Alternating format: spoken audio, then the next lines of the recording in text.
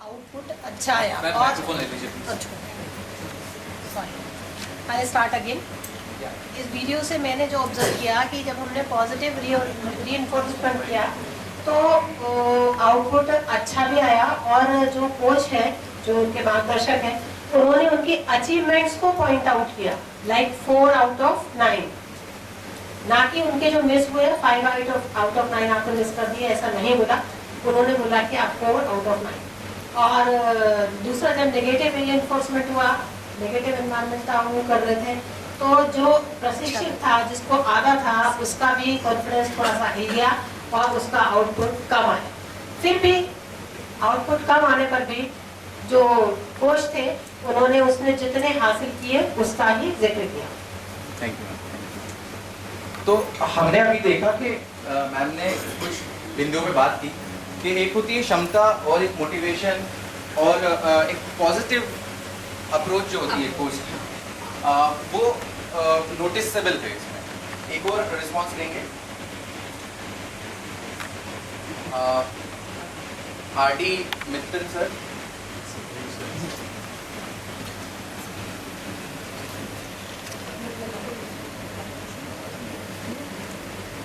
ये जो मैच चल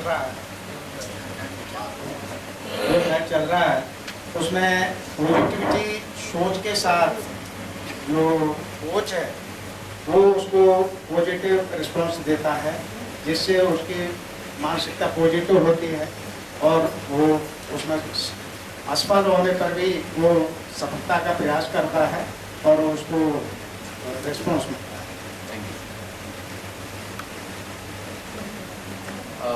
तो हाँ बिल्कुल, जो एक नई जो प्लेयर थी जिनसे बास्केटबॉल थ्रो करवा रहे थे, उनको भी मोटिवेट किया तो वो भी कुछ रिंग्स कर पा रहे थे। तो कुछ यहाँ तक की अभी तक की सीखों को आपको सक्सेस देगी ये जरूरी नहीं है। वातावरण कुछ अपेक्षाएं और हमको बेहतर कार्य करने की प्रेरित करती हैं और नकारात्मकता की वजह से कार्य क्षमता कमजोर हो। तो ये 3 अंडरस्टैंडिंग के साथ हम आगे बढ़ेंगे कि नकारात्मकता हमारी कार्य क्षमता को कमजोर कर देती है। तो इस तरह से हम इसको समझेंगे इस मैथ को कि जो हमारे माइंडसेट्स और बिलीफ होते हैं वो हमारे हमको ड्राइव करते हैं हमारे एक्शंस को करने के ऊपर। हम जैसे सोचते हैं वैसे हम एक्शंस कर पाते हैं और उससे हम रिजल्ट जो है अपने ले पाते हैं। और वापस जब रिजल्ट अच्छे आते हैं तो ये हमारी मानसिकता रेनफोर्स हो जाती है और हमारे माइंडसेट और बिलीफ्स और भी सॉलिड बन जाते हैं। अब यहाँ पे माइंडसेट और बिलीफ पॉजिटिव भी बन सकते हैं और नेगेटिव भी। तो डॉक्टर रजरथाल ने रैंडमली टैग कर दिया था कि ये चूहे स्मार्ट चूहे हैं, एक्टिव चूहे हैं और बस चले गए थे। तो दूसरे दिन से जब वो चूहों का ध्यान रखने वाले जो लैब एम्प्लॉयज होते हैं, उन्होंने जब ये देखा टैग, तो उन्होंने ऑटोमेटिकली कुछ समय बाद जब डॉक्टर रजरथाल वापस आए तो देखा कि वो जो चूहे जिनके ऊपर उन्होंने टैग लगाया था कि वो स्मार्ट है रैंडमली, वो ज़्यादा हेल्दी है और बाकी चूहे कमज़ोर हो गए। बाकी चूहे कमज़ोर हो गए, जिन पे ध्यान रखा गया वो थोड़े हेल्दी हो गए। तो उन्होंने ये रिसर्च लिखी थी कि जिस तरह से हम लोगों को टैग करते हैं उस तरह से उनको हम ध्यान भी रखते हैं, उनका हम ध्यान भी रखते हैं। तो उनके पास एक इन्विटेशन आया कि आपने ये सब किया है, क्यों ना आप हमारे स्कूल आइए और स्कूल में ये सब करके कुछ देखिए। हम किसी को कुछ नहीं बताएंगे, टीचर्स को कुछ नहीं बताएंगे क्या कर रहे हैं आप बस आ जाइए। तो आगे देखते हैं क्या हुआ।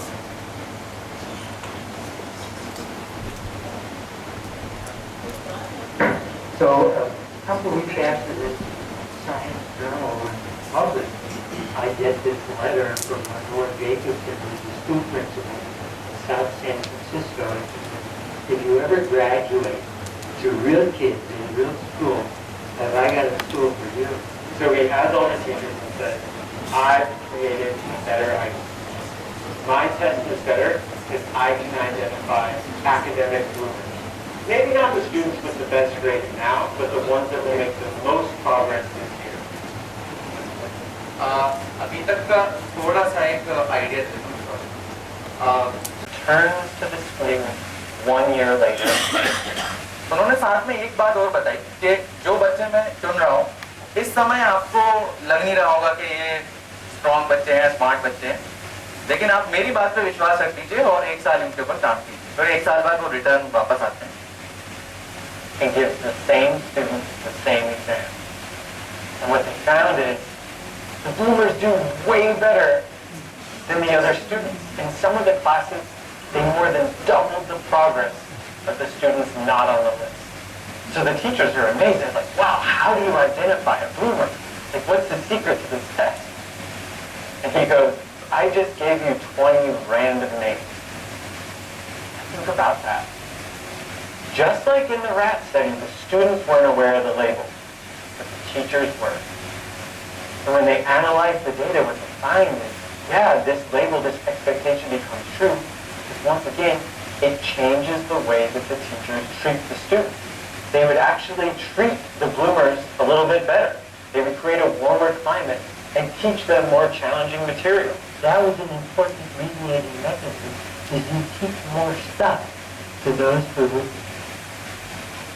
तो इस बात पे जो अंत में बोल रहे थे कि अगर उन्होंने रैंडमली चुन लिया कि ये स्मार्ट है, ये स्मार्ट है, तो वो बताएंगे नहीं बच्चों को, लेकिन फिर भी हेल्प करते समय शायद जिन बच्चों को टैग किया गया था उनके पास ज़्यादा टाइम स्पेंड करेंगे, उन्हें ज़्यादा उनके डाउट्स को क्लैरिफाई करेंगे, शायद उनको नया मटेरियल भी दे देंगे कि आप ये भी पढ़िए, ये भी काम का है आपके, क्योंकि उनके दिमाग में ऐसा है कि ये मुझे रिजल्ट देने वाला है साथ साथ। तो काफ़ी हम लोगों को काफ़ी ये जो एक्सपेरिमेंट था काफ़ी अट्रैक्टिव लगा आप लोगों को बताने के लिए, तो ज़्यादा ध्यान दिया गया और उससे उनके ऊपर क्या प्रभाव पड़े, नेगेटिव और पॉजिटिव दोनों आप सोच सकते हैं। तो अभी आपको 3 मिनट दिए जाते हैं और आप ग्रुप में डिस्कस करना शुरू कर सकते हैं। अगर किसी को कुछ भी सवाल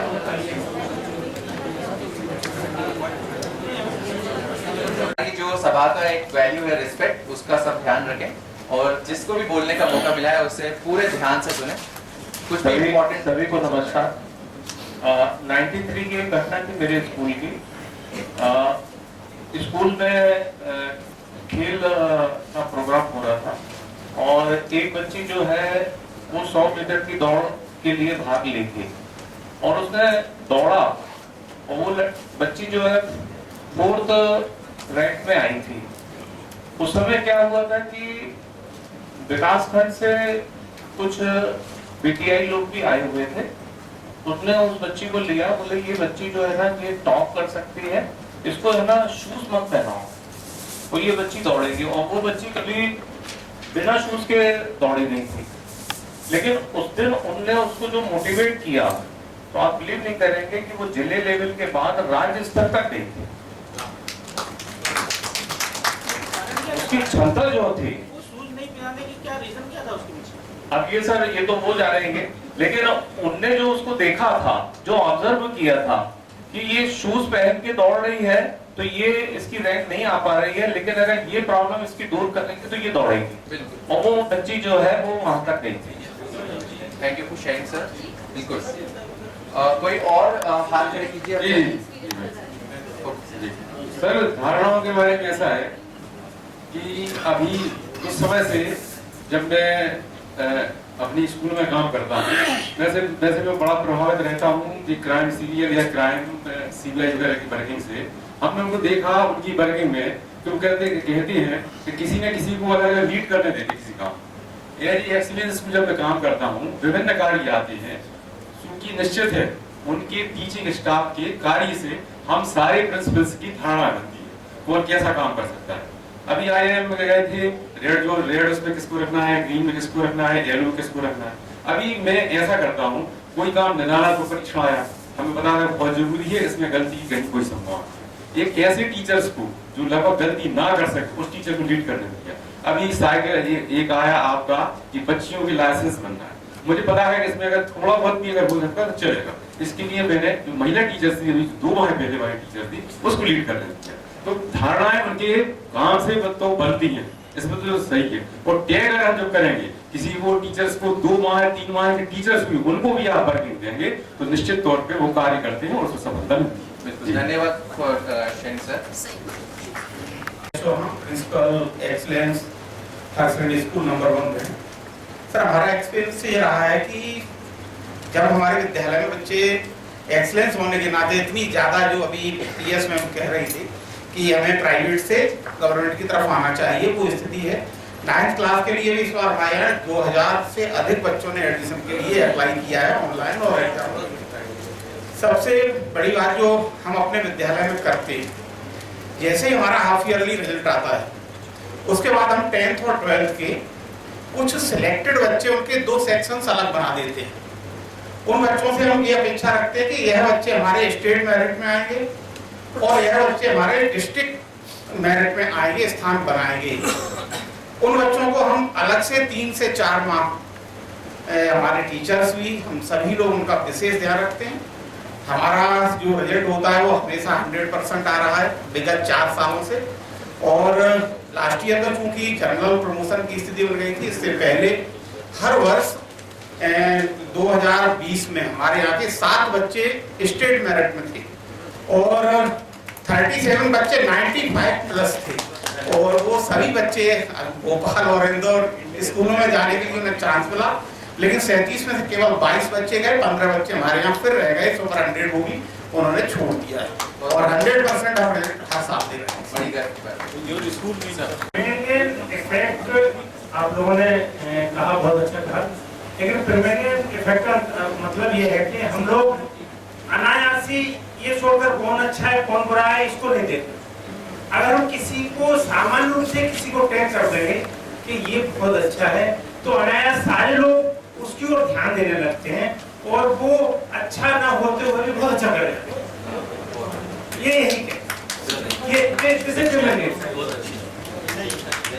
तो जिस तरह से सर ने बोला कि शायद टैगिंग अगर ऊपर से आप स्कूल लीडर अगर किसी के ऊपर कर देगा तो शायद सभी सदस्यों की टैगिंग उसके ऊपर बढ़ जाएगी और शायद वो उसका परफॉर्मेंस जो है वो और नीचे जाएगा। उससे कोई उत्साह से बात नहीं करेगा, कोई उससे उम्मीद नहीं करेगा कि वो और काम करे और कुछ भी नई चीजों में शायद सहभागिता नहीं दिखाएगा। तो बहुत जी तो एक मिनट आप सभी को नमस्कार।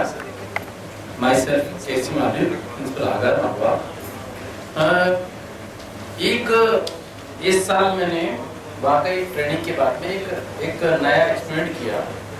सामान्यतः क्या है कि मेरा स्कूल 1st to 12th तक का है, को-एजुकेशन है, तो वहाँ देखा गया है कि बच्चे रूरल एरिया के बच्चे अब संख्या में कम आ रहे हैं। उनको बढ़ाने के लिए, अटेंडेंस बढ़ाने के लिए क्या किया जाए? मैंने पूरा स्कूल रिनोवेट किया। एक जन सहयोग से 2.5 लाख का स्मार्ट डिजिटल बोर्ड लेकर आया। इन चीजों का ये इफेक्ट पड़ा कि परसेंटेज बच्चों का अटेंडेंस परसेंटेज इतना अच्छा बढ़ा कि डीओ साहब जब हमारे स्कूल में आए तो ये देखकर ताज्जुब हुए कि किसी स्कूल में मुझे इतने बच्चे नहीं दिखे जितने स्कूल आपके स्कूल में बच्चे दिख रहे हैं। तो ये चीजें देखी गई कि उसको माहौल जब बदला, बच्चों का अट्रैक्शन बढ़ा, दीवारों पर बहुत सारी तरह की अच्छी चित्रकारी की गई प्राइमरी स्कूल के बच्चों की इसमें। तो ये सारा चेंजेस करने पर बहुत कुछ चेंजेस बच्चों के अटेंडेंस में आया और जहां पर टीचर्स की भी मानसिकता में ये चेंज आया कि जो जितना मन लगा कर नहीं कर रहे थे वो ज्यादा अच्छा मन लगा करके वहाँ काम करते मैंने देखे। ये पॉजिटिव एनवायरनमेंट का भी काफी योगदान रहता है। हम यहाँ पे माइंडसेट पे बात कर, क्योंकि जितना प्रभाव मैं अपने सोच से किसी बच्चे पर डाल सकता हूँ कोई नॉन लिविंग ऑब्जेक्ट नहीं डाल सकता, क्योंकि रिश्ते जो बनते हैं हमारे उससे जाके हम सक्सीड करते हैं, हमारा सक्सेस होता है नहीं होता। क्योंकि इंफ्रास्ट्रक्चर अगर बहुत अच्छा होता तो हमारे देश के सबसे अच्छे स्कूल जहाँ पे इंफ्रास्ट्रक्चर है वहाँ पे सबसे बेस्ट रिजल्ट होते हैं। ऐसा नहीं है, ठीक है ना? क्योंकि हमें मालूम है कि जब गुरुकुल हुआ करता था तब इंफ्रास्ट्रक्चर नहीं होता, तब पेड़ के नीचे पढ़ते थे। है ना? तो ये इंटरैक्शन की बात हो रही है। तो उस पर आपके अपने अनुभव से आपको दिखा होगा कि बहुत सारे ऐसे बच्चे हैं जिन्होंने आज, जैसे जाफर जी ने अमर सर की बात की थी, अगर आपको मालूम है व्हाट्सएप ग्रुप में उन्होंने अमर सर के बारे में कोई कहानी सुनाई थी। तो उस तरह तो बात यही है कि एक बच्चा नहीं, बहुत सारे बच्चे हो सकते हैं। So that's the point, क्योंकि हमारे विजन मिशन में था ऑल स्टूडेंट्स। अगर जिसने देखा होगा तो ऑल रेड पे लिखा हुआ था, हाईलाइटेड। तो हम सारे बच्चों की बात करें, क्योंकि हर कक्षा में कुछ बच्चे तो अच्छे बिल्कुल होंगे, है ना? तो हमारा नजर बाकी ऊपर होना चाहिए। सर मेरा एक क्वेश्चन था, आपने क्लेरिफाई कर दिया, जैसे हमारे डॉक्टर बोल रहे थे युवराज राजनाथ जी, टैग करना और टैग कर देना और नई टैग करना, दोनों में अंतर थोड़ा सा आपने बिल्कुल करेक्ट पे आगे क्लेरिफाई कर लिए। जैसे मैं एक एग्जांपल दूं, ये अलग है, विराट कोहली से बहुत लोग एक्सपेक्ट करते थे कि वो मतलब शतक मारे 2-4 साल से, प्रोफेशनल स्किलफुल है, सब कुछ है, लेकिन वो टैग इतना हाई प्रेशर बना दिया कि वो शतक भी नहीं मार पा रहा है। तो हम लोग अपेक्षाएं बहुत ज्यादा दूर कर रहे हैं। एक एग्जांपल से मैं अपनी बात एड कर रहा हूँ कि एक एग्जांपल में बहुत अच्छा आया था कि एक लड़का आता है और अपना प्रोग्रेस रिपोर्ट कार्ड जनरली जब आते हैं तो उसके फादर बोलते हैं बेटा कौन सी रैंक है, तो बोले सर 49 रैंक। क्लास में बच्चे कितने थे, बोले 50। तो बोले ऐसा करो अगले साल तुम 48 वाली रैंक ले आना। वीडियो चल रहा था सबको और हमारे एजुकेशन में भी होलिस्टिक डेवलपमेंट सबको होना चाहिए। हर इंस्टीट्यूट में अच्छे बच्चे होते हैं, वो आइडेंटिफाई हो जाते हैं, थोड़ा सा प्रयास करना पड़ता है, टेका लगाना पड़ता है। तो इसी से हम बच्चों को सॉर्ट आउट ही करते हैं, और जब उन पे विशेष ध्यान दिया तो वो रिजल्ट में इम्प्रूवमेंट आता है। ऐसा 2 साल तक मैंने भी किया, 100% रिजल्ट हुआ है। तो वो इसीलिए होता है कि शॉर्ट आउट करते हैं, वो बच्चों को विशेष हम लोग देखते हैं किन सब्जेक्ट्स में ऐसी कमी है, उस पर विशेष ध्यान देके वो काम करते हैं, उससे रिजल्ट इम्प्रूव होते हैं। इसके अलावा हर स्कूल में कुछ ब्रिलियंट बच्चे होते हैं, हर टीचर को पता है उसका बच्चा कौन सा किस रैंक में आएगा, और जैसे ही वो लोग आपस में जब चर्चा करते हैं टीचर स्टाफ या प्रिंसिपल के बीच में, और जब उन पे ध्यान दिया जाता है तो उनके इम्प्रूव होते हैं रिजल्ट। ये सामान्य सी प्रक्रिया का हिस्सा है और हम लोग हमेशा कर ही रहे हैं ये काम। बिल्कुल। तो बट थोड़ा सा बैलेंस करने की जरूरत है। जी जी। जिस पर हम ज्यादा जोर दे रहे हैं उसको ये भी फील हो सकता है कि यार मुझे तो कुछ आता नहीं था, उसका कॉन्फिडेंस लेवल लो ना हो जाए, राइट? तो हमारे देश में बहुत सारे ऐसे स्कूल्स हैं जहाँ पे एक एबिलिटी सेक्शन था, उसके साथ हम डील कैसे करें, ये है इंटरेक्शन। बेसिकली हमारे शब्द क्या होंगे उस बच्चे से बात करने के लिए, वो सर शब्द हम कौन से चुनेंगे, कैसे बात करेंगे। Thank you shall, thank you for everyone who have shared, and I think her table पे बहुत ही इंपॉर्टेंट बातें शेयर हुई हैं। आपके पास कुछ चार्ट्स हमने लगा रखे हैं, आप जितने भी आपकी स्टोरीज आपको लगती है सबके साथ साझा होनी चाहिए, आप प्लीज यूज कीजिए। आगे बढ़ते हैं। तो ये डायग्राम को हम एक बार और समझ लेते हैं।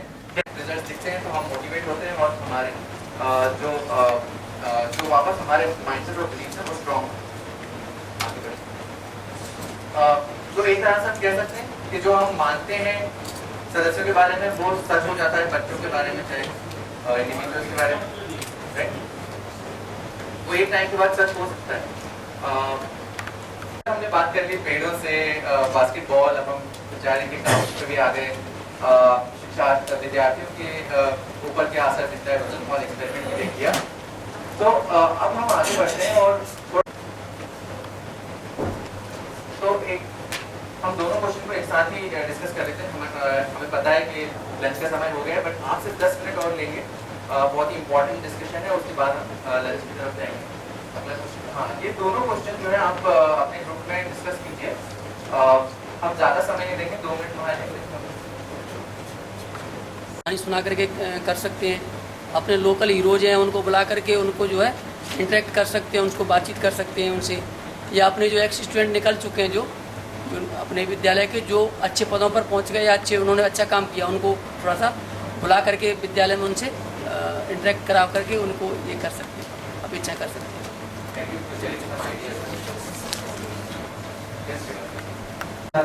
साझा करते हैं। जब हम बच्चे जो हमारे स्कूल से पास आउट हो जाते हैं, अच्छे पदों पर जाते हैं, हम क्या करते हैं उस बच्चों को, चाहे वो सॉफ्टवेयर इंजीनियर हो हिंदी मीडियम से पढ़ा हुआ बच्चा जब सॉफ्टवेयर इंजीनियर होता है वो कहाँ जाता है, स्कूल में उन्हें बुलाते हैं विजिट के लिए, ताकि जो बच्चे 9 से लेकर 12 तक हैं उनको प्रेरणा दें। कोई बच्चे आर्मी में जाते हैं तो उन बच्चों को जब भी वो विजिट करने आते हैं हमसे मिलते हैं, हम उनसे कहते हैं कि बेटा वहाँ तो आप मिल ही रहे हैं लेकिन स्कूल में भी आकर मिले। जब स्कूल में आकर मिलते हैं इन असेंबली और 5 मिनट उनको जब हम इनका इंट्रो कराते हैं तो बच्चे ऑटोमेटिकली प्रेरित होते हैं कि आपने कैसे किया भैया मुझे बताइए, चाहे आर्मी में जाना है या पुलिस में जाना है या एज अ सॉफ्टवेयर इंजीनियर। तो बच्चों के साथ उनका जब इंटरेक्शन बढ़ता है दे फील प्राउड कि हम इस स्कूल से निकले हैं और ये हमारे रूट है।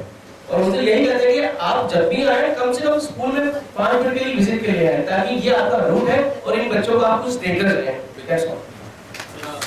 Thank you sir. और जो बच्चे सिंबल और एक अलग मोटिवेशन दे देंगे जो बच्चे ऑलरेडी ट्राई कर रहे हैं, लेकिन किसी ने कुछ ऐसा ऑप्शन डिस्कस किया जो कि रोज की गतिविधियों में आता है, दिखता है, क्या आप कुछ शेयर करना चाहेंगे? क्या मैं एक थोड़ा सा एक्सप्लेन करूं? हम हर रोज क्लास में जाते हैं, क्या धारणा लेके जाते हैं कि कुछ बच्चे ऐसे हैं जो नहीं काम कर पाएंगे और कुछ बच्चे अच्छा काम कर लेते हैं। तो उस समय हर रोज कक्षा में जाके वसुंधरा अभिषेक उपासना को तो आता नहीं है, लेकिन मेरी धारणा क्या होगी उसके बारे में जब मैं इंग्लिश पढ़ाने जाऊंगा। उपासना बोल नहीं सकती है इंग्लिश में, राइट? तब मैं कैसे दिखाऊंगा मेरी उच्च कक्षाएं उपासना के प्रति, वो है फर्स्ट क्वेश्चन। और उसी तरह से second question is related to कि मैं प्राचार्य हूं और ये 3 मेरे शिक्षक हैं और मुझे मालूम है कि उपासना लेसन प्लान नहीं बनाते, लेजी है।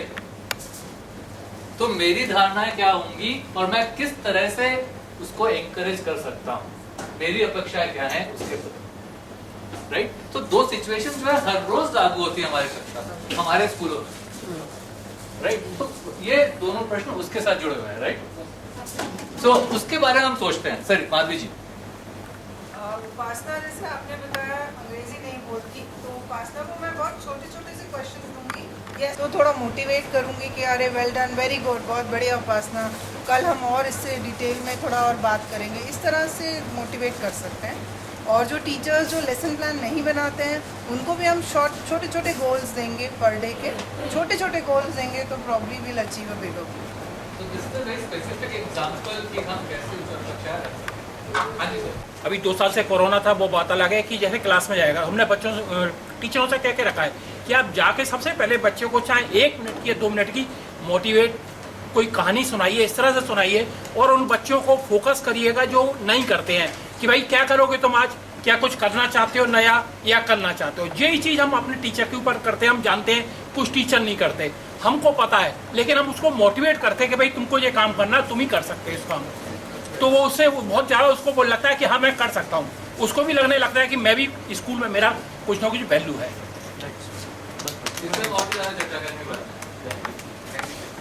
बिल्कुल मिलेगा। इसके लिए ये बहुत ही आइडियल हो जाएगा कि सब लोग राजी हैं, क्या हम करेंगे, सब राजी हैं, बहुत ही आइडियल हो जाएगा, राइट? थोड़ा सा एक रहता है और आपके पास हमेशा एक विकल्प रहता है कि आप उन्हें तैयार कर सकते हैं या फिर आप उनको छोड़ सकते हैं उनके हाथ पे, राइट? तो आप जब हम अपना खुद का एक विचार बना रहे हैं कि हम स्कूल में जाएंगे कुछ महीनों बाद, तो हम किस तरह से काम करेंगे उसको थोड़ा सा एक सॉलिडिफाई कर लीजिए, आगे बढ़ेंगे। तो शिक्षकों के को लेकर भी कुछ प्रचलित धारणाएं हैं जो हम आपसे शेयर करेंगे। किया जाए तो इसको बदला जा सकता है। यदि हम उनमें देखते हैं टीचर्स में, कुछ टीचर्स ऐसे होते हैं जिसमें टीचिंग में इंटरेस्ट रखते हैं, उनसे अगर आप अदर वर्क्स कराओगे तो वो कभी नहीं करते, अदर वर्क करना ही नहीं चाहते। जबकि स्कूल्स में जितना टीचिंग का कार्य है लगभग उतना 4 से 5 शिक्षक संकुल केंद्रों पे सिर्फ कार्य के लिए लगे रहती है। तो उनसे या अदर जो हम लोग का एग्जाम भी होता है या AF भी होता है, स्पोर्ट्स भी अलग अलग होता है, तो उसके हिसाब से किसको किस में रुचि है। यदि हम ऐसे शिक्षक को स्पोर्ट का चार्ज देते हैं कि जो स्पोर्ट के बारे में ABCD नहीं जानता, तो निश्चित मान के चलिए कि वहाँ पे वह धारणा और पक्की हो जाएगी और वह कार्य भी नहीं कर पाएगा। तो उस हिसाब से मैं आगे जैसे मैडम ने रूट कॉज एनालिसिस अपने IIM में देखा था, मैन टू मैन मार्किंग होगी, प्राचार्य का टाइम ज़्यादा लगेगा। जैसे अगर इनके बारे में धारणा है कि ये कुछ नया नहीं सीखना चाहते, अब हमें उदाहरण की पुष्टि करना होगी, रूट कॉज एनालिसिस करना पड़ेगा, मैन टू मैन बात करना पड़ेगी, टाइम देना पड़ेगा, उसकी परिस्थिति, मनस्थिति, भूतकाल समझना पड़ेगा, उसके बाद फिर अपने आप सॉल्यूशन निकल आएगा। थोड़ा सा आपसे रिक्वेस्ट है कि आप आगे बड़ा स्पेसिफिक गुण होता है, एक क्षमता होती है। यदि हम उसकी क्षमता को पहचाने, जैसा दुबे जी ने कहा, जैन साहब ने कहा, तो उस क्षमता को हम इन्हांस करें, उसको प्रमोट करें और ऐसे टीचर को उसकी क्षमता और रुचि के अनुसार यदि काम देंगे, सर्टेनली वो अच्छा परफॉर्म करेगा। ये जो धारणा है वो गलत है। ठीक है सर, आगे बढ़े। 3 दिन में मानसिकता क्या बदल सकती है? तो आपको निरंतर चिंतन करवाना होगा अपने विद्यार्थियों को, शिक्षकों को, अपने सदस्यों को, कभी कभार स्कूल लीडरशिप टीम को भी शायद, लेकिन आप धीरे धीरे आज जब आप उनसे बात करेंगे, चिंतन करवाएंगे, वो सब अच्छी धारणाएं, कुछ अपेक्षाएं उनके आचरण में आएंगी और आप एक अच्छे एफिशिएंट स्कूल्स को डेवलप कर पाएंगे। चलिए आगे बढ़ते हैं। आप लोग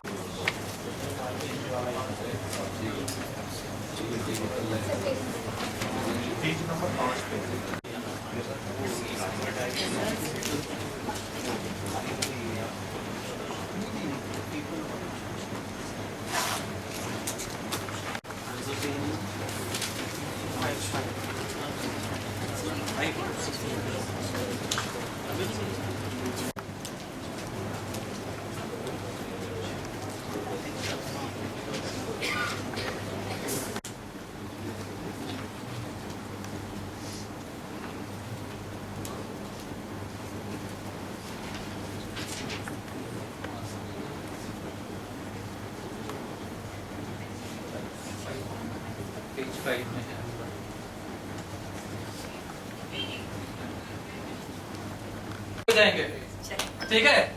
अगर किसी ने ताली नहीं बजाई तो 6 पे ताली मत लगवाइए। 10, 11, 12, 13, ठीक है। अगर हमने ताली नहीं बजाई या ताली और नंबर दोनों बोल दिए तो दोबारा शुरू हो। ठीक है, चलिए शुरू हो जाकर अपने अपने ग्रुप में।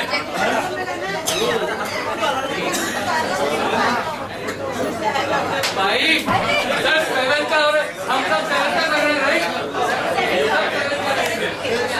आप देखिए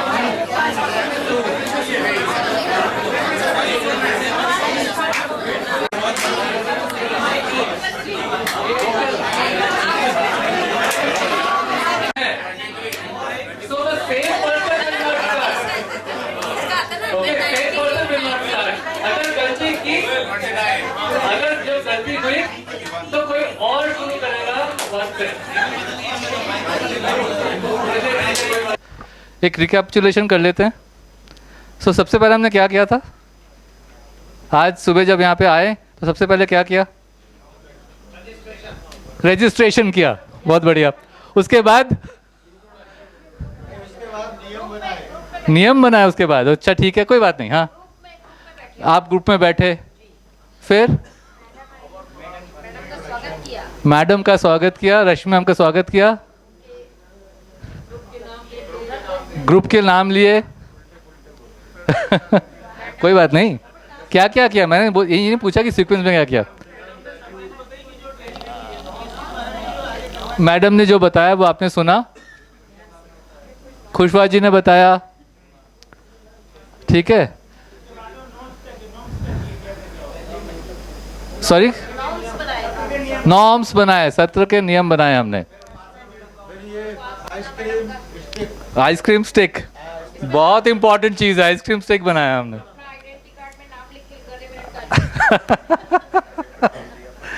जी हाँ, प्राउड मोमेंट्स, राइट, जो हमने चिपकाया यहाँ पे, वो एक नहीं अनेक हैं। तो जब भी इसके बाद ब्रेक होगा, आप लोग सब यहीं पे हैं, जब आज का सेशन ख़त्म हो जाएगा, मैं गुजारिश करूँगा कि बाकियों का भी पढ़ लें। अपना तो हमें मालूम ही है, तो यहाँ पे इसीलिए लगा हुआ है कि हम सबका पढ़ सकें, ठीक है। और फिर उपासना जी ने, हाँ जी, उपासना जी ने हमारे विजन, मिशन और वैल्यूज़ के बारे में रिवाइज करवाया। हमने तो पहले किया हुआ था, हमने रिवीजन किया उसका, और फिर हमारी बात शुरू हुई माइंडसेट्स के बारे में, राइट। तो माइंडसेट्स के बारे में जो भी हमने बात किया उससे कुछ जुड़ा हुआ एक और शब्द है संस्कृति, है ना। तो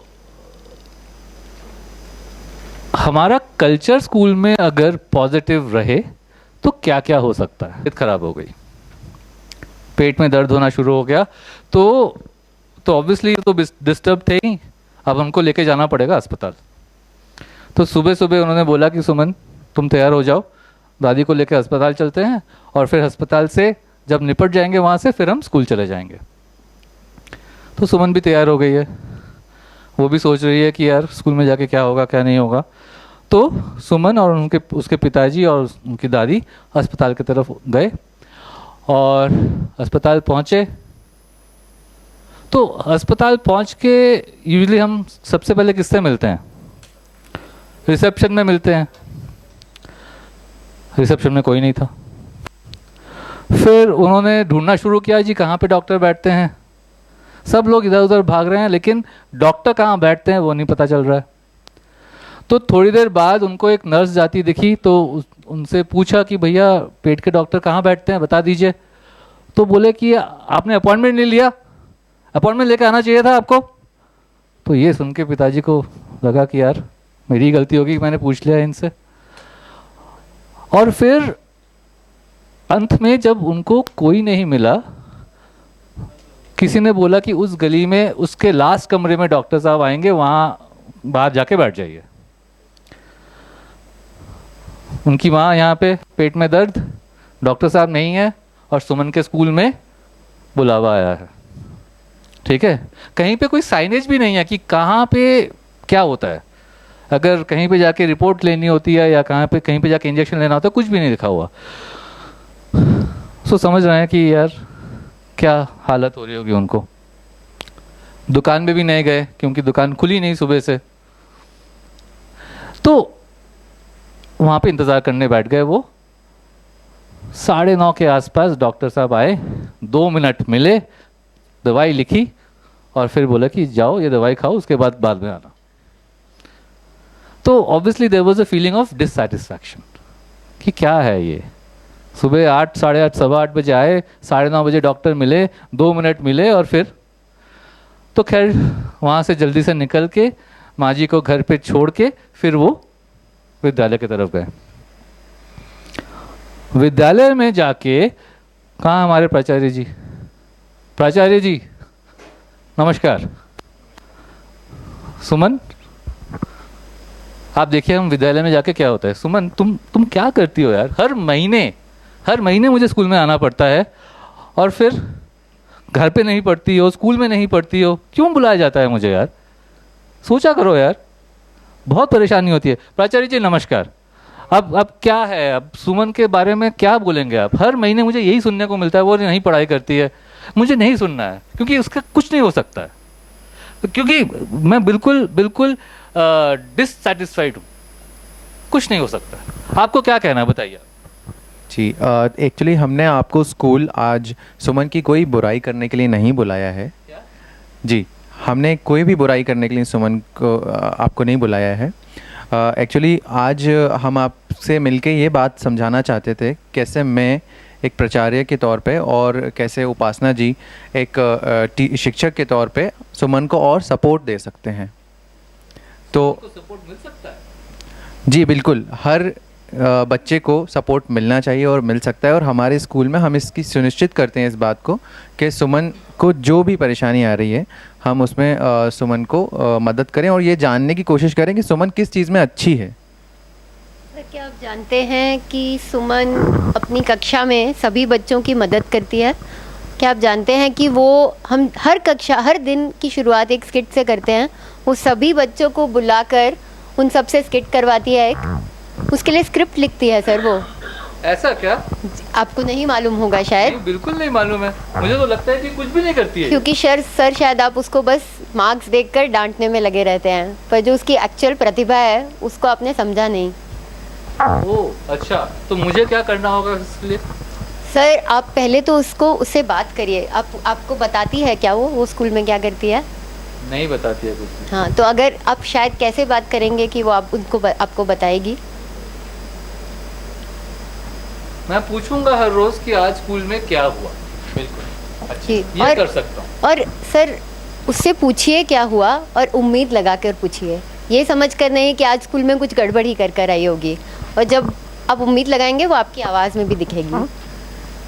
ठीक है सुमन, हम बात करेंगे हर रोज स्कूल में क्या अच्छा हुआ होगा। ठीक है, चलो अच्छी बात है। वैसे आपका स्कूल बहुत अलग दिख रहा है, मुझे दिख रहा है कि बच्चों का काम लगा हुआ है दीवारों पे, और शायद मुझे आपसे बात करके कुछ अलग लगा। आज कुछ हो रहा है स्कूल में क्या? जी, ये हम एक कल्चर बनाने की कोशिश कर रहे हैं कि इस स्कूल में शिक्षक, विद्यार्थी और पेरेंट्स सबको कंफर्टेबल लगे ये स्कूल और ये पूरी बिल्डिंग, और यहाँ पे आने के बाद शिक्षक की लर्निंग के ऊपर ही फोकस हो और हम उसकी लर्निंग को और इम्प्रूव और बढ़ा और अच्छा कैसे कर सकते हैं, इस पे ही हम सारी गतिविधि करते हैं। तो इसके लिए प्रिंटरिच हमने स्कूल बनाया है, हमने बच्चों के लिए फ्रेंडली स्टेयरवेज बनाए हैं और खेलने का एरिया बनाया है, लाइब्रेरी बनाई है, तो आप वो सब भी देख सकते हैं और उसी तरह का व्यवहार उसके साथ घर पे भी कर सकते हैं। चलो सुमन, तुम बहुत अच्छे स्कूल में आए हो। पहली बार मुझे लगा कि बहुत अच्छे स्कूल में हम सुमन को दाखिला दिया है। धन्यवाद। Thank you sorry Jafar, Upasana and Suman उर्फ उसी देखिए।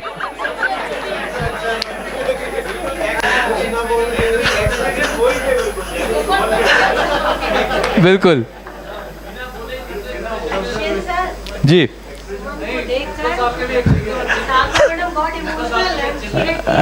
अरे चलिए, सो आपके सामने दो सिचुएशंस थे। पहले सिचुएशन में एक और तरह का सर्विस जो हमें बहुत इम्पोर्टेंट चाहिए होता है, और दूसरे तरह का सर्विस जहाँ पे हम बच्चों की देखभाल करते हैं, उनको शिक्षा देते हैं। तो इन दोनों में अंतर क्या दिखा आपको? हाँ जी खजान सर, लेकिन मुझे ये भी इस्तेमाल करना है। बताइए सर, बताइए आपसे शुरू करते हैं।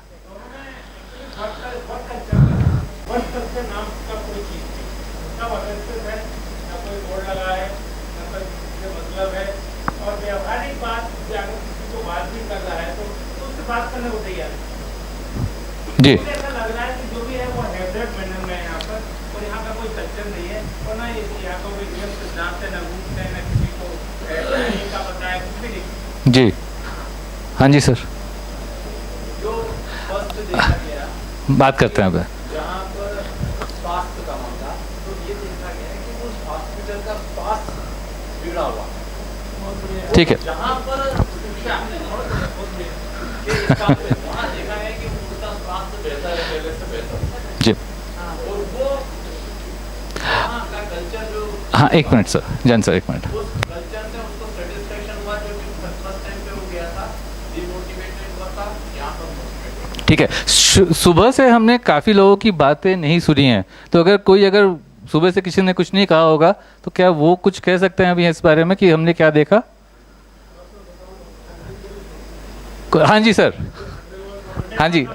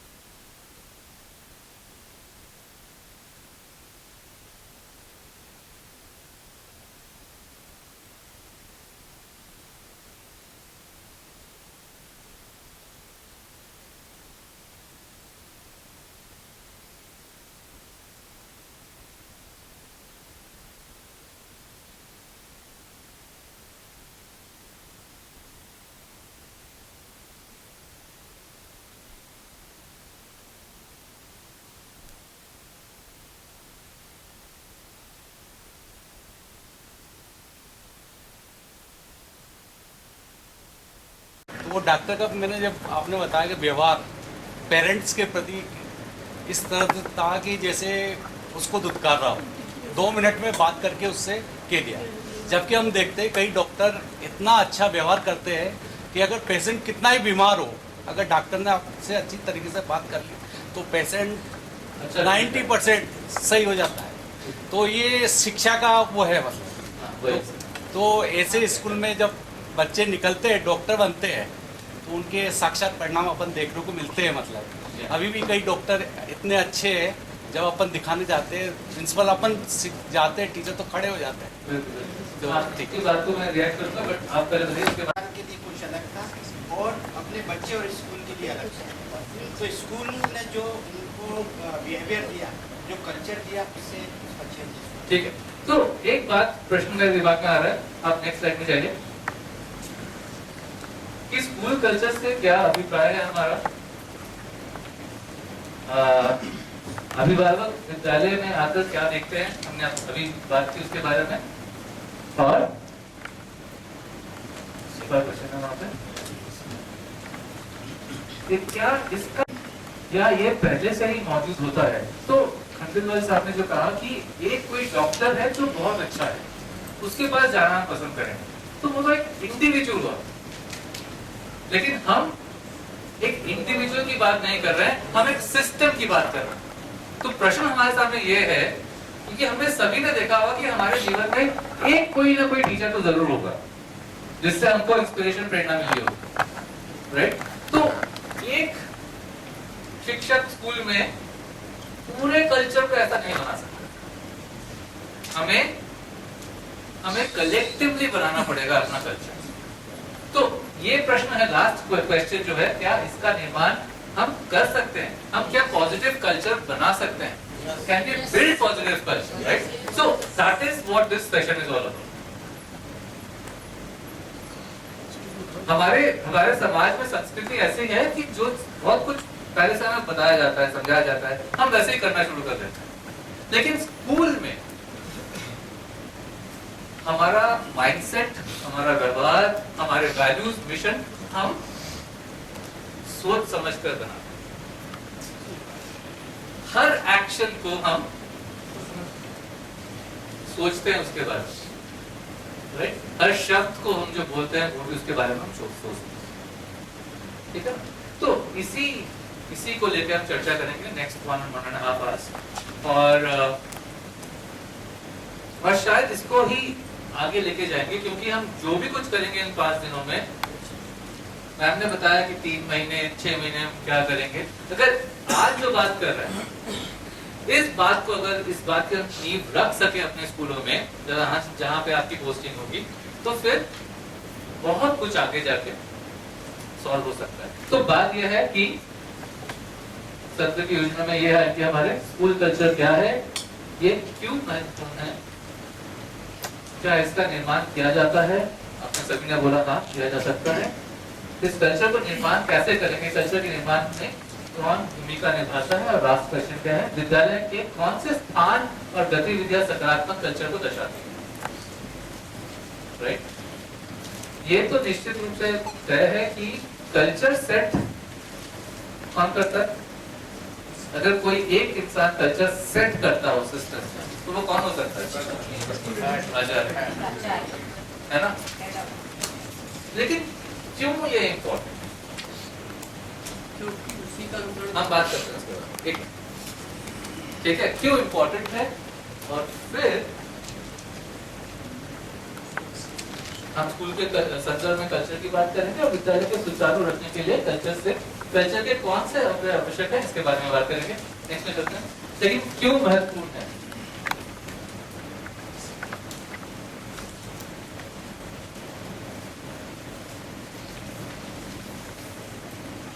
हाँ जी, आप बताइए, फिर इसके बारे में बात करें। एज ए प्रिंसिपल ये एक डायग्नोस्टिक टूल है प्रिंसिपल के लिए, अच्छा, जो व्यवहार पड़ता है, सुधार हो, ओवरऑल में सुधार हो, तो फिर बेहतर कक्षा का वातावरण और एवं सकारात्मक सीखने का वातावरण बन सकता। स्कूल एक सीखने की जगह है, और सीखना जो है वो हमारे मूड पे डिपेंड करता है, कभी कभी हमारे घर पे क्या चल रहा है उसके ऊपर डिपेंड करता है, कभी हमारे फिजिकल वेलबींग के ऊपर डिपेंड करता है, बहुत कुछ पे डिपेंड करता है, राइट। तो अगर कल्चर वैसा हो जहाँ पे हम सबको वेलकम करें, जहाँ पे हम सब classroom environment, effort to make our learning better, achievements better, और इसीलिए सबसे ऊपर है लर्निंग आउटकम। अल्टीमेटली बच्चे ने सीखा या नहीं सीखा, कर पा रहा है कि नहीं कर पा रहा है, वो हम सबको देखना है ना। तो अगर ये कल्चर हम बनाते हैं तो फिर इसका मतलब है कि हम तुरंत भी कुछ कर सकते हैं जिसमें कल्चर बन सकता है। उसके लिए हमें 5 साल वेट करने की ज़रूरत नहीं है, राइट। तो अगर वो तुरंत हम कुछ कर सकते हैं तो धीरे धीरे better classroom environment, quality learning, teaching and learning और बेटर लर्निंग आउटकम, हम उसकी तरफ बढ़ सकते हैं, राइट। तो ये एक साइकिल है कि जैसे जैसे हम नींव रखेंगे इसकी, लर्निंग आउटकम में बढ़ोतरी होगी, बेटर होगा, और उसी लर्निंग आउटकम के तहत हम कल्चर को और भी मजबूत बना सकते हैं। इस कल्चर अ वेरी ऐसी कल्चर जो बहुत वीक हो या ऐसी कल्चर जो बहुत स्ट्रांग हो, तो किस तरह से वो कल्चर स्ट्रांग या वीक बन सकता है उसके बारे में आगे हम बात करेंगे। या I just want to ask one question कि हम लर्निंग आउटकम्स हमेशा बात करते हैं ना, लर्निंग आउटकम्स चेंज करने हैं। क्या लर्निंग आउटकम्स अचीव हो सकते हैं एक कल्चर जहाँ पे पॉजिटिव रिलेशनशिप्स नहीं है वहाँ पर? आपको क्या लगता है, हो सकते हैं क्या? Like honest answer, not rhetorical question नहीं है ये।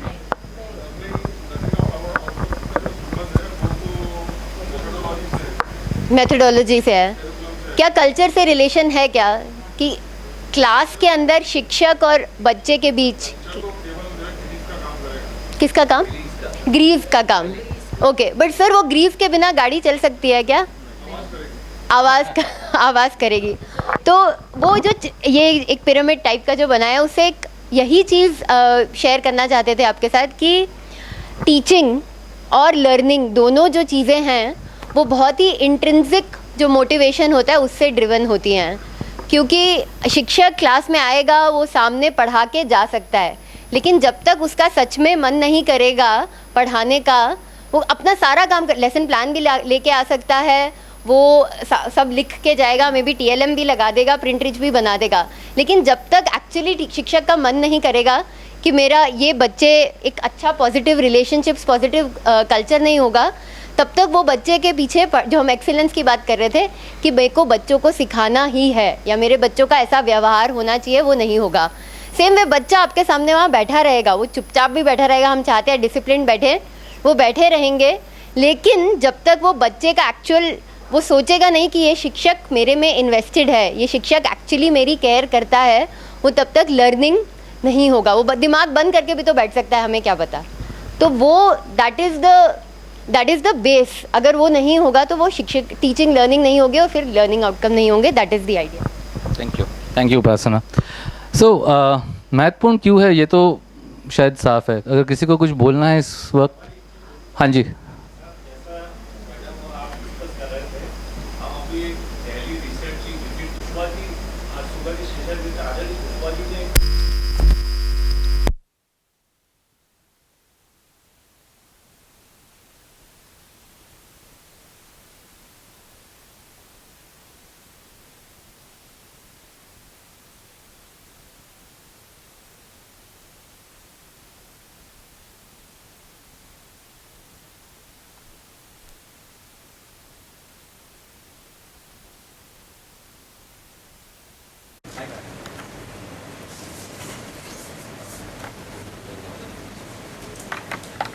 विद्यालय एक ऐसी जगह है जहाँ पर बच्चा, शिक्षक और प्राचार्य सभी के लिए प्रयोगशाला जैसा है। सभी सीखते हैं और अपने कल्चर को या अपनी संस्कृति को ध्यान में रखते हुए आगे बढ़ाते हैं।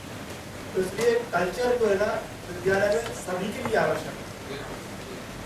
लेकिन अगर मैं से लेता हूँ बात, तो सभी के लिए ये इम्पोर्टेंट है। तो कौन कल्चर, किसी ने मुझे बताया, कोई इसका मतलब ये नहीं है कि वो अच्छा टीचर है। यदि क्लास रूम में जाने पर बच्चे प्रफुल्लित होते हैं बच्चों के चेहरे पे चमक आती है तो वो अच्छा टीचर है। इसका मतलब ये है कि स्टूडेंट और टीचर की यदि बॉन्डिंग बहुत अच्छी है तो वो कल्चर लर्निंग आउटकम लाने में मदद करता है, मेरा ऐसा मानना है। आई थिंक कि ये इंडिविजुअल पर बेसिस अगर रखेंगे आप, तो वो ऐसी कौन सी चीज़ें हैं, ऐसे कौन से लोग हैं जो स्कूल के साथ जुड़े हुए हैं और एक कलेक्टिवली हम कल्चर बनाने की कोशिश करेंगे, right? So therefore it is not about कि प्राचार्य ने अच्छे से वेलकम किया और पीछे जाके टीचर ने कुछ बोलना शुरू कर दिया कि ये तो कुछ नहीं कर सकता है ना। तो इट इज़ अबाउट कि सब मिलकर सुमन के लिए सोचेंगे। सो पिताजी, प्राचार्य और शिक्षक तीनों ने मिलकर एक डिस्कशन किया। हाँ, तो वो उस पे आते हैं हम। तो दूसरा, सकारात्मक स्कूल कल्चर का निर्माण आप कैसे करेंगे? हमने एक देखा कि शिक्षक और बच्चे, एक शिक्षक नहीं, सारे शिक्षक। उसके बाद आपकी और आपके शिक्षकों की क्या भूमिका रहेगी, क्योंकि प्राचार्य बच्चों से भी मिलेंगे और शिक्षकों से भी मिलेंगे और बच्चे खुद। लेकिन इसके अलावा भी और कोई हो सकता है जो कल्चर बनाने में मदद कर सकते हैं हमें? माता पिता हो गए, और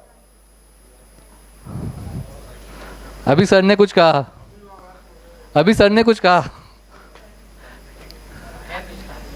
आपने कुछ कहा कि एजेंडा कहाँ से आता है ना? तो मुझे लगता है कि इसीलिए पीएस मैम ने सुबह कहा कि आपके जो भी चैलेंजेस हैं, आपको जो भी असुविधा हो रही है, वो आप सामने साझा करें ताकि हम एक साथ मिलकर काम कर सकें। आई थिंक उसमें बदलाव लाने की भी कोशिश कर रहे हैं हम, राइट? तो सेम राइज स्कूल सिर्फ एक प्रोग्राम नहीं है, it's a holistic programme about changing the entire culture of teaching and learning, right? तो इसीलिए जो मैं अभी 2 महीने पहले ही मैंने ज्वाइन किया है पीपल को, बट मैं सुनते आ रहा हूँ कि काफ़ी दिनों से पूरा एडमिनिस्ट्रेशन आप लोगों के साथ जुड़ा हुआ है, सिर्फ ये समझने के लिए हम कैसे इस बदलाव को लाएंगे। और सिर्फ ये ट्रेनिंग हो गया और ख़त्म बात, ऐसा भी नहीं है, पूरे साल तक हम आपके साथ जुड़े रहेंगे, राइट? तो ये कल्चर सिर्फ आज की बात नहीं है, ये कल्चर सिर्फ समझने की बात नहीं है, ये कल्चर हर रोज़ स्कूल में हमें दिखना चाहिए। इसलिए आपको जो भी सपोर्ट चाहिए हम वो करने की कोशिश करेंगे, राइट? और यही बात, जैसे कुशवाहा जी ने कहा, कि आगे जाके आप भी इसको लेके जाएंगे, बाकी स्कूल लीडरों के साथ आप साझा करेंगे, बातचीत करेंगे, और ताकि सारे 275 स्कूलों में कुछ ऐसा दिखे हमें, राइट? तो ये एक सिस्टम बनाने की कोशिश कर रहे हैं हम, not just about talking about it, right? Then ठीक है, 1 मिनट। सो पॉजिटिव कल्चर बनाने के कौन कौन से तरीके हो सकते हैं? Can you just discuss it amongst your group की क्या क्या हम कर सकते हैं एज ए प्राचार्य, एज ए शिक्षक, एज ए छात्र, माता पिता, हम क्या क्या ऐसा कर सकते हैं ताकि हम एक पॉजिटिव कल्चर बिल्ड कर सके? क्या ये सोचने में, तो आप अपने ग्रुप में डिस्कस करिए, then we will talk about it and share it कि पॉजिटिव कल्चर वसुंधरा सुमन बन गई है। सो यहाँ से शुरुआत होगी एक सेम राइज स्कूल की, ठीक है? आपने जो लिस्ट बनाया है हम यहाँ पे उसका रिकॉर्ड करेंगे और फिर सबके साथ शेयर करेंगे, ताकि हमें एक तरह का common culture in all these 275 schools देखने को मिले। मैं और या आप किसी भी स्कूल में कहीं पे भी जाएंगे, आपको एक तरह का क्वालिटी लेवल दिखे, राइट? और ये हम खुद बनाएंगे अपने स्कूलों में अपने शिक्षकों के साथ, ठीक है? शुरू हो जाए, तैयार है हम? तैयार हो? आप बाहर आवाज नहीं जा रही है, तैयार हो? ये बात सर, आपका ग्रुप का नाम बांधवगढ़ से शुरू करते हैं। जाफर जी, सर आपका अपना नाम बता सर मैं आशीष टाटिया, वनराज टीम बांधवगढ़ से। स्कूल में सकारात्मक कल्चर बनाने के लिए मैं क्या करूंगा, मैं बड़ा फोकस होकर के मैंने 5 पॉइंट लिखे हैं सर, मैं जो करना चाहूँगा। सबसे पहले प्रेजेंट कल्चर को मैं इवेल्यूएट करूंगा कि क्या स्थिति है मेरे स्कूल की, क्या कमी है, उसमें गैप आइडेंटिफाई करूंगा कि किस जगह पर मुझे ध्यान देना चाहिए। उसके बाद सर मैं चाहूँगा कि जो कल्चर हमारा बने उसमें हमारे विज़न, मिशन और स्पेशली वैल्यूज़ के जो इंडिकेटर्स हैं या पॉइंट्स हैं वो ज़रूर इंक्लूड हो जाएं इसमें। राइट, रिस्पेक्ट है, इंटीग्रिटी है, स्ट्रेंथ, एक्सीलेंस, ये सब चीज़ें आ जाती हैं तो जैसा हमने पिरामिड में देखा हम उसको अचीव कर सकते हैं सर। और उसके हिसाब से मैं अपने स्टाफ के साथ में एक SOP बनाऊँगा कि हमको क्या करना चाहिए और क्या नहीं करना चाहिए, डूज एंड डोंट्स की एक लिस्ट पूरी बनाऊँगा। और उस पर फिर एक लगातार विमर्श, लगातार चर्चा, न सिर्फ शिक्षकों से बल्कि अभिभावकों से भी, बच्चों से भी लगातार उस पर बात करूंगा ताकि लोगों के मन में बैठे चीज़ और वो प्रैक्टिस में आए धीरे धीरे। और फिर जो कल्चर बनेगा उसको भी लगातार असेसमेंट करेंगे, लोगों से करवाएंगे कि कुछ आपको फ़र्क दिखता है या नहीं दिखता। ये मेरा सोच है। Thank you.